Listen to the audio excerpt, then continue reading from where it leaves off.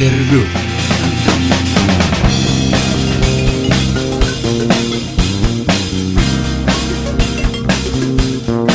Sveiki gyvi, mėly klausytojai, aš esu Paulius iš Perkūno namų, esu Biksų bare, kur ką tik labai smagiai sugrojo dvi grupės, tai Arklio galia ir Working Hobo. Ir kalbuosi su šitų grupių abiejų nariais, Algiu, Vidu, Marium, Žilvinu. Tai sveiki gyvi, kaip jūs laikotės? Gerai, po koncerto Vidas virpino širdį gitaros melodijomis, Marius sudaužė širdį savo būgnais ir Žilvinas savo boso linijomis tą širdį galutinai sutriuškino. Bent jau aš jaučiuosi taip. Mes čia jau, kaip esam vadinami veteranai, grojam Biksų bare nuo 2006 metų. Ir šitas be negeriausias buvo mūsų koncertas. Arklio galia ir Working Hobo, tai praktiškai beveik tų pačių žmonių grupė. Tai kodėl tai apskritai nėra viena grupė, o dvi grupės, kuo skiriasi pati, sakykime, idėja, tikslai šitų grupių? Aš tai manau, kad šitų grupių sudėjimas į vieną grupę tai būtų labai skausmingas ir labai reikalautų daug pastangų. Mes tiesiog einam tokiu lengvesniu keliu. Turim tokias dvi grupės ir galim orientuotis visiškai skirtingose plokštumuose su šitom grupėm keliauti ir karts nuo karto pagrojam kartu, bet tai yra toks tikrai labai retas atvejis, kad mes surengėm bendrą koncertą.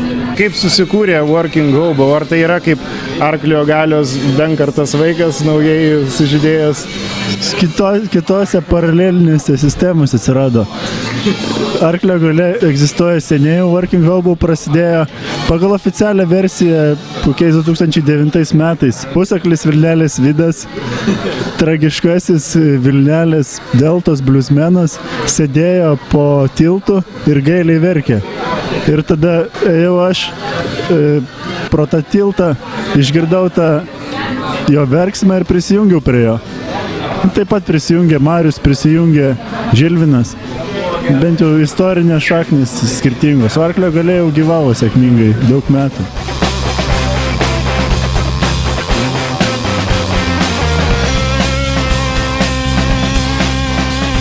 Kokia idėja slypi už Working Hobo pavadinimo? Man asmeniškai tai asocijuojasi su senais Chaplino filmais apie dirbantį bomžiuką, bet matyt, kad ne apie tai yra, aš spėju. Ganėtinai reti. Pirmiausia, kai susikūrė Working Hobo, mes neturėjom jokio konkretaus pavadinimo ir rinkomės tarp dviejų pavadinimų. Vienas buvo Per šakas, o kitas buvo Working Hobo, kuris labiau atspindėjo mūsų tuometinę gyvenseną. Mes dirbdavom vasaromis, o po to keliaudavom. Ar suklysčiau, jei pasakyčiau, kad Working Hobo bando groti rimtesnę, sakykime, mažiau į humorą pretenduojančią muziką, lyginant su kita komanda? Ką galėtumėte pakomentuoti? Aš tai šiaip galėčiau sakyti, kad visai atvirkščiai yra, nes grupės Arklio galia muzika kuo toliau, tuo labiau beprotybės lenka. Working Hobo yra toksai labiau linksmas būrelis draugų. Bent jau man juokingiau būna per Working Hobo repeticijas, negu būdavo per Arklio galios. Arklio galia labai greit nueina prie tokio skausmingo, sunkaus, tokio savęs kankinimo, tokio net sakyčiau. Working Hobo yra labai smagi grupė. Jumoras tai vis tiek kažkaip greta muzikos eina, mūsų chebra, tai man atrodo vis tiek nelabai gali, sunkiai labai sektųsi atskirti humorą nuo muzikos, man atrodo. Ir tiesiog šitų grupių dviejų humoro ir muzikos santykis yra toksai prasilenkiantis truputį. Viena grupė tai yra, kaip Marius sakė, kančios pilnas humoras, o kita grupė tai tokios ramybės ir gerumo pilnas humoras. Jeigu apie Arklio galią kalbant, grupė gyvuoja nuo 2000, kurių jau 6 ar 7 metų, taip? Ir 4 albumai įrašyti yra. Tai Aš daugmaž šitą grupę seku nuo pat pradžių. Atsimenu, kad pradžioje tai buvo daugiau blues rokas, kuris vėliau išplaukė į psichodelikos ir kažko tai terpėje, aš teisingai interpretuoju. Ar yra kokia ateities vizija, kur toliau galėtų evoliucionuoti šitą grupę, ar tiesiog darot, kas gaunasi ir... Tiesiog nuolatos viskas priklauso nuo aplinkybių ir manau, kad vizija tai tokia, kad ateityje viskas dar tik labiau priklausys nuo kiekvienos kaip tokios laiko dvasios. Aš tai sakyčiau, kad mūsų Arklio galios muzika labai stipriai priklausė nuo joje grojančių žmonių. Kiekvienam vis naujam nariui ateinant ar išeinant muzika keitėsi. Ir kiek mes žinom, šiais metais turėtų mus palikti mūsų garbus sintezatorius, grojikas Joris. Ir tikriausiai vėl muzika keisis, nes be jo sintezatoriaus mes tapsim Power Trio. Galbūt vėl bus daugiau džemų, daugiau roko, net neįsivaizduoju. Interviu.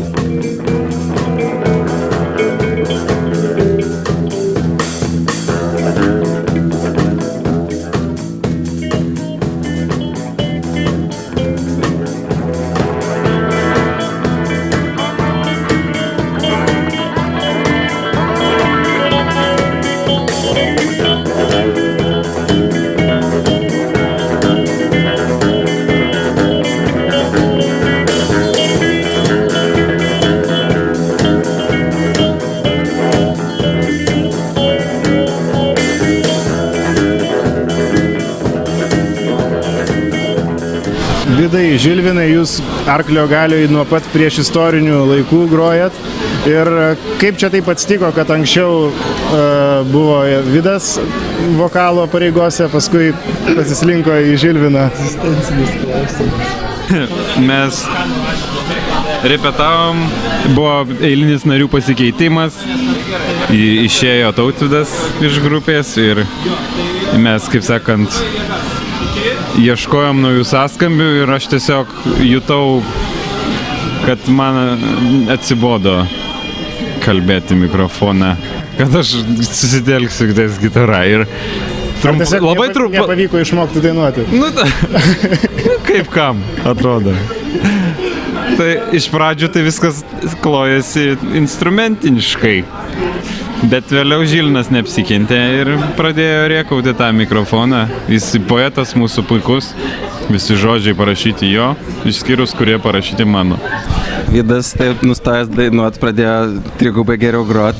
Aš pradėjęs dainuot pradėjau trigubai geriau grot. Ir tiesiog taip viskas susidėlioja visą laiką tokiu ekonominiais tokiais principais. Skaičiavim, kiek kartų geriau pradedam groti, taip ir klojas. Working Hobo repertuaras, kaip aš suprantu, yra pagrindė Algio vaizduotės ir fantazijos ir idėjų produktas, taip? Algis maivosi čia, taip. Viską būna. Working Hobo muzikoje dainuose yra apdainuojami personažai. Tai Degtininis Džekas ir kiti. Iš kur jie atsiranda ir ką jie reiškia, kažkaip pakomentuoti trumpai, ar galėtume? Čia gal gimė iš tokio principo, kai, tarkim, keliauji, tranzuoji ir paskui sutinki įvairiausių žmonių, pačių įvairiausių. Ir su jais giliau susipažįsti, jų likimus kažkaip perpranti. Na ir paskui iš to kyla dainos, bet kai kurių būna... Iš realių žmonių dabar? Tam ir esmė, kad nebūtinai. Kartais būna realūs, o kartais, kai realių pritrūksta, tai atsiranda susapnuoti. Stalo svečiai, lėkštės stiklinės. Klausykit vaikai, kamuolys tai ne stalo žaidimas. Šukės riksmai, išsipylus degtinę. Diržas, diržas, diržas, diržas, ašaros. Diržas, diržas, diržas, diržas, ašaros. Matyt, kad tai yra banalus klausimas, visuose interviu užduodamas, bet vis tiek svarbus. Tai yra, kokios vis dėlto yra tos pagrindinės muzikinės įtakos dainų kūrėjų, į ką labiausiai orientuojatės ar iš ko įkvėpimo semiatės savo? Galima pasakyti, pradžioj Working Hobo buvo labai aišku. Buvo pirmą pusmetį gal dar mažiau. Buvo akustinis bliuzas senasis, Robertas Johnsonas, Skipas Jamesas, Woody Guthrie's ir folkas, Sunhouse'as. Paskui kažkaip gavosi taip, kad galbūt didžiausia įtaka tokiu muzikiniu principu, kad daro daug improvizacijų, tokio džemo, padarė Grateful Dead. Bet aišku, ne tik tais. Visi klausom įvairios muzikos, nuo country iki noizo ir visi puikiai žinom skonius vienų kitų, žodžiu, pastoviai dalinamės. Įtakos tai muzikinės gaunasi įvairiausias. Muzikinės įtakos tai yra tokios labiau muzikinės, bet nelabai muzikinės man asmeniškai, tai yra kažkoks bloga kasdienybė, kažkoks purvas, kažkoks laikas prabėgantis ypač, bet kažkaip Arklio galioja su tam kažkokia muzika, kažkokiais muzikiniais keliais, tai yra toks labai netiesioginis ryšys. Žinoma, kad mes ten pakartojam ir pajuokaujam ir pacituojam kažkokius muzikantus ir muzikinius stilius vienus ir kitus, bet tai viskas yra labiau apie kažkokią asmeninį santykį, pavyzdžiui, norim pasijuokti arba tą pačiu ir pasijuokti ir pasidžiaugti Santana Soul Sacrifice, pavyzdžiui, Vidas pagroja mūsų gabale Santana Soul Sacrifice soleka ir būna juokinga, linksma, iš tikrųjų gal mums ir patinka tai, bet toks, paskui kitoj dainuoja yra citata, kurios gal ir ne visą laiką girdėt, bet irgi mums smagu, yra Nirvanos, pavyzdžiui, yra dar ten kažko grojam, Captainas Biffas Hartas, kuris irgi pasidarė mūsų dainos dalis ir viskas yra labai įvairus toksai asociacijom remtas ryšys, labiau nesekam niekieno pėdama. Aišku, mes ir turim lietuviškų įtakų. Tas pats senas Queenas. Didžiausia įtaka Arklio galiai vienu metu darė ir visą tai, kas yra gražu. Mes mokinomės groti visus jų įmanomus gabalus, dainas, darėm coverius. Vėliau gal atitolom nuo to, bet iki šiol dar vaikštom į koncertus lietuviško džiazo.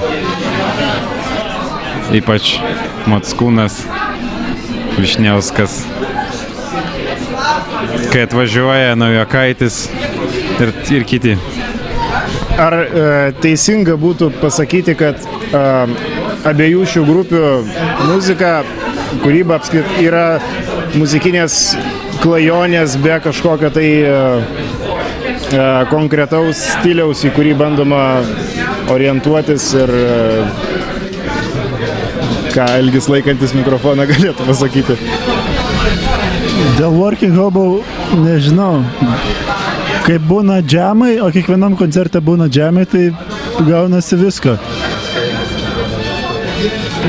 Nuo kažko visiškai ramaus, nuo bliuzo iki triukšmo. O pačiose dainuose aš nežinau. Pradžioje buvo bliuzas pirmus kelis mėnesius, o paskui kažkaip pasikeitė. Dėl to sunku pasakyti, man bent jau stilių.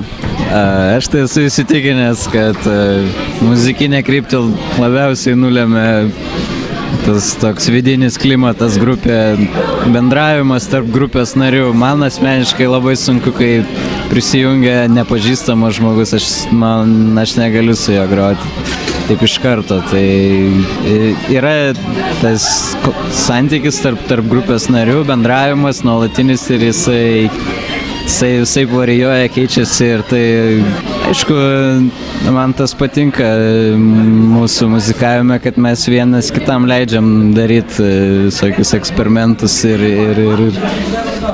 jeigu vienas kažką pradeda daryti, tai tada kiti pasileidžia ir kartu su juo eina, tai taip ir keičiasi ta muzika.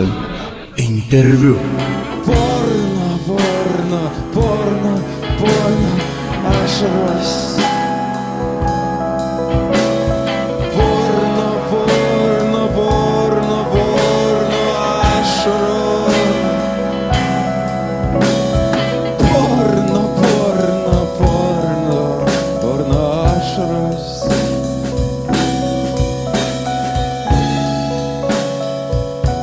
Ar yra kažkokios ribos, kad kažkam kiltų idėja muzikinė, kuri būtų jau tiesiog už tos sienos, kurios jau nesinori peržengti, ar tiesiog tokie neiškyla? Aišku, ribos yra muzikiniuose sugebėjimuose viena vertus, į kurias kiekvienas atsimušam, ko jau nesugrosi, to nesugrosi, bet kartais tas ribų nebuvimas priveda prie tokio norėjimo groti rusišką popsą 20 minučių. Tai ir niekas nestabdo, svarbiausia, bet paskui jau būna tokios pagirios moralinės, bet šiaip viskas kažkaip natūraliai susiklosto, šiaip nėra jau kažkokių tenai aiškių ribų, kada mes sustosim, nes vien dėl to manau, kad ne tik grojam, bet ir bendraujam kartu ir vieni kitus pažįstam. Jeigu pereinant nuo pačios kūrybos prie grupės ir auditorijos ryšio, ar manot, kad muzika, kurią groja, turi paklausą? Nes šiandien atrodo susirinko žmonių gana daug, bet ar jie supranta, ar jie klauso, ar ką jūs pastebėjot koncertuose, ką jūs manot apie tai? Aš tai visą laiką galvoju apie tokią paklausą, kuri yra išsidėsčius per laiką, kad pavyzdžiui, gal vieną dieną gal ir neateina žmonės į koncertus, bet gal ateis, kai mums bus 60 metų, koks nors žmogus, o gal kitos grupės jau neateis koncertą, kai mums bus 60. Tiesiog toks apie tai labiau norisi galvoti, gal ne apie pririnktos žmonės ir sumoktos bilietus surinkti kažkaip. O kelių tai surinkti žmonės, tai turbūt visą laiką yra tokių ir kuriais mes neinam. Tai gal dėl to ta paklausa tokia įvairi. Yra kai kurie klausytojai, kurie jau beveik tapo grupės nariais, kaip Simas, pavyzdžiui, kuris savo šokiais, savo dar kažko, man tai, pavyzdžiui, liūdna, jeigu nėra Simo koncertą. Bet tokių nebūna jau. Nu tai jo, aš neatsimenu, kada pasinkart Simo nebuvo mūsų koncertuose, bet visa ta chebra labai... Jie kažkada man tik iščiausiai buvo, kai jie ne tik į Kauną atvažiavo, nežinau, gal jie ten šiaip važiavo, bet Kaune pradėjom groti ir staiga atvarė visą tą kompaniją, tai buvo labai fain.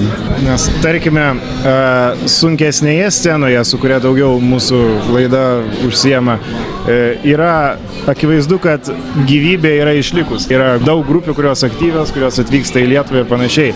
O kaip su tokiu klasikiniu roku, su bliuzu ir panašiai? Ar manot, kad tai yra gyva šių laikų muzika dar, ar vis dėlto daugiau praeities krapštimas ir kažkas panašaus? Klasikinio roko ir bliuzo krapštimas tai yra grynas pelėsių krapštimas.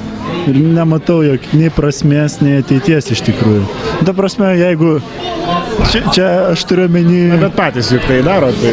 Aš nežinau, ar tą darom. Gali išgirst, bet jeigu nori, galima palyginti, tarkim, yra tokios grupės kaip Road Band, paskui Bluesmakers, bet man atrodo, tos grupės jau yra, jos yra užsiema tokiais dalykais. Bet jos yra įsispraudusios į konkretesnį rėmą, ką jos daro, jos neklajoja. Šiaip tai tiesiogiai tai manau, kad nebent, tarkim, groji tokią muziką, kuri skamba kaip iš tam tikrų laikų galbūt ir jinai patinka ir, tiesiog natūraliai taip išeina, bet ne dėl to, kad taip reikia. Bet tarkime, ar teko sekti apskritai, kas šiuo metu vyksta toje scenoje? Ar yra kažkas kokybiškai naujo tokiam stiliui? Net sunku pasakyti, apie kokį stilių kalbam. Klasikinio roko. Man atrodo, klasikinis rokas numirė seniai. Bliuzas nežinau, turbūt irgi apmirė. Čia praeitą savaitę atvažiavo du puikus muzikantai. Rusted Sounds, akustinis. Jie folk, blues, jie irgi ribų nenusistatė.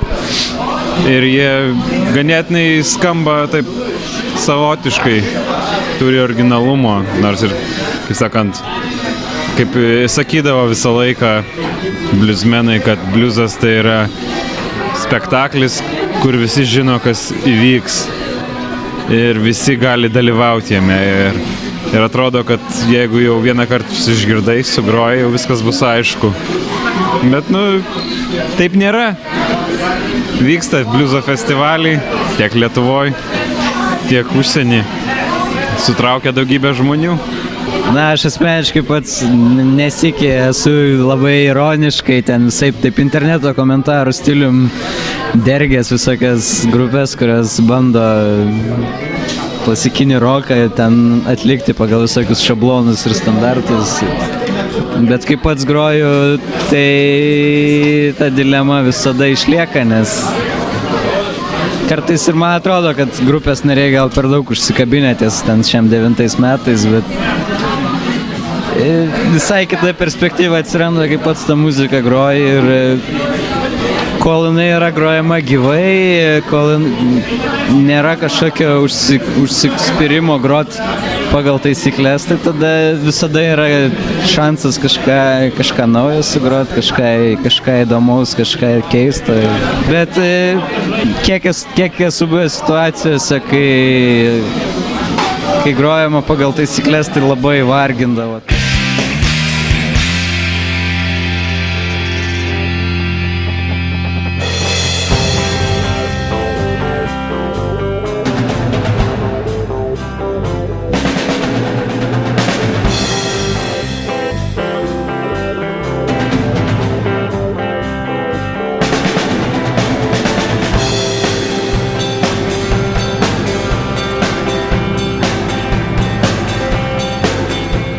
Kadangi jau ilgai šnekamės ir interviu eina į pabaigą, tai norėčiau tiesiog paklausti, čia apie abi grupės būtų, kokie yra tiesiog artimiausi nusimatantys šitų grupių planai, tiek su koncertinė veikla, jeigu apskritai tokio, aišku, yra, tiek su įrašais naujais ar panašiai. Arklio Galia planuoja koncertuoti, taip pusiau aktyviai, artimiausiu metu, bent jau iki vasaros, kol nepasikeis vėl mūsų sudėtis, apie kurią Vidas šnekė.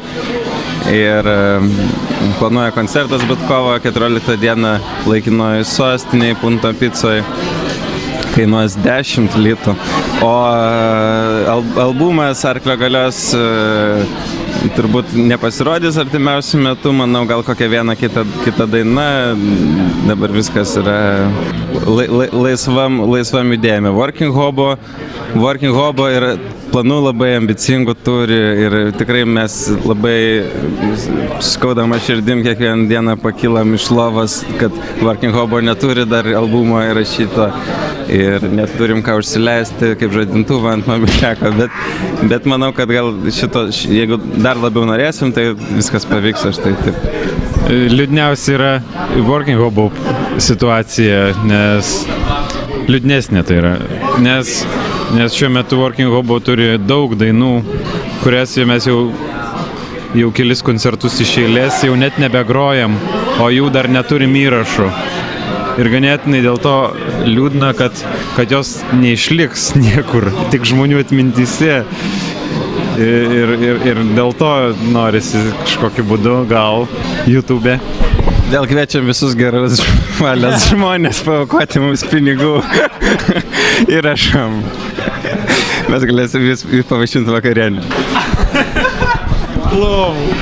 Plovą, kaip tik šiandien po koncerto einam pas mane valgyti plovo, žemkasio plovo, pagal Olego Fedejevo receptą. Irgi žemkasių Working Hobo receptas. Ką dar įdomaus ir netikėto norėtumėt pasakyti tiems žmonėms, kurie išgirs šį interviu? Šitą koncertą, kai grojau, tai buvau piktas, bet nežinau kodėl. Tai aš tiesiog linkiu, manau, kad muzika turi kilti iš pykčio, iš nepasitenkinimo pasauliu, savim ir visko, ko tik gali būti. Ir neturi būti metalas išraiška, nebūtinai. Gali būti tai, ką grojam, žodžiu. The Who daužė instrumentus ir nebuvo metalas. Taip. Gerai, tai dėkui už tai, kad skyrėt laiko pokalbiui ir sėkmės jums. Ačiū! Ačiū!